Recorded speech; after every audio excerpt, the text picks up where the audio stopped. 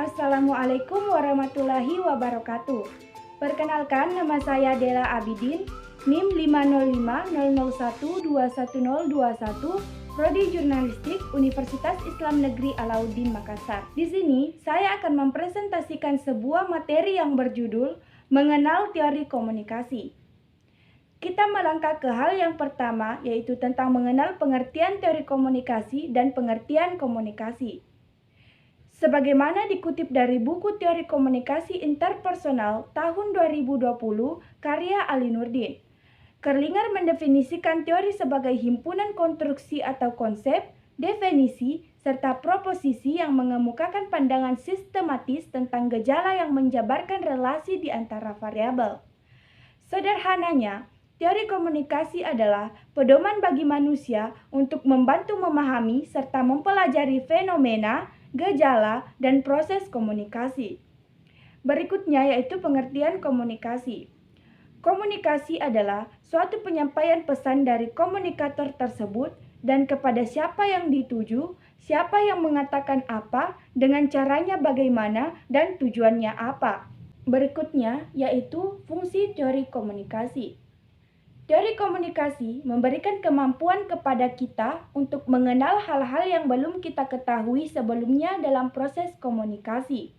Karena proses komunikasi itu sifatnya kompleks. Selain itu, kita juga dapat melakukan kreativitas dalam berkomunikasi. Intinya, teori komunikasi berfungsi kepada kita untuk memahami lebih dalam tentang komunikasi dan mengetahui cara-cara yang baik dalam berkomunikasi. Selanjutnya, macam-macam komunikasi.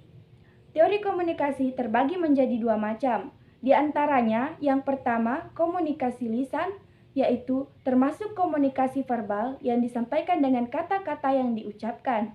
Contohnya, pidato, presentasi, diskusi, dan dialog tatap muka. Hal yang kita lakukan sekarang yaitu contoh dari komunikasi lisan. Yang berikutnya yaitu komunikasi tertulis. Komunikasi tertulis yaitu komunikasi yang dilakukan melalui tulisan dan atau komunikasi nonverbal, seperti dalam surat menyurat melalui pos, telegram, email, dan lain sebagainya. Terakhir, tentang hambatan-hambatan komunikasi. Dalam proses komunikasi, terdapat beberapa hambatan-hambatan yang dapat terjadi. Yang pertama, hambatan personal. Hambatan personal merupakan hambatan yang terjadi pada peserta komunikasi, baik kepada komunikator maupun kepada komunikan, meliputi sikap, emosi, prasangka, dan lain sebagainya. Kedua, hambatan kultural atau budaya. Hambatan seperti ini merupakan hambatan dalam komunikasi yang dilakukan dengan orang lain yang memiliki latar belakang atau kebudayaan yang berbeda, di mana kita harus memahami perbedaan tersebut. Ketiga, hambatan fisik. Beberapa gangguan fisik dapat mempengaruhi efektivitas komunikasi, meliputi panggilan telepon, jarak antara individu, dan radio. Terakhir, yang keempat yaitu hambatan lingkungan. Pesan yang disampaikan oleh komunikator dapat mengalami rintangan yang dipicu oleh faktor lingkungan, yaitu latar belakang fisik atau situasi di mana komunikasi terjadi. Di balik hambatan-hambatan tersebut, tentunya kita dapat mengatasi dengan cara-cara yang dapat kita lakukan, seperti salah satunya mengatasi hambatan yang terjadi antara perbedaan latar belakang dan kultur budaya.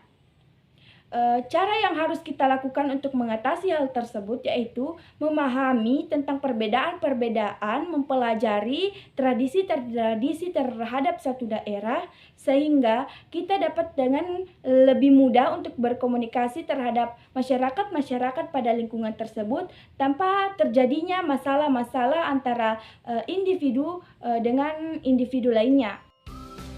Baik, mungkin itu saja yang dapat saya sampaikan pada presentasi kali ini. Saya Dela Abidin, NIM 50500121021, Prodi Jurnalistik Universitas Islam Negeri Alauddin Makassar, mengucapkan terima kasih. Wabillahi taufiq wal hidayah. Wassalamualaikum warahmatullahi wabarakatuh.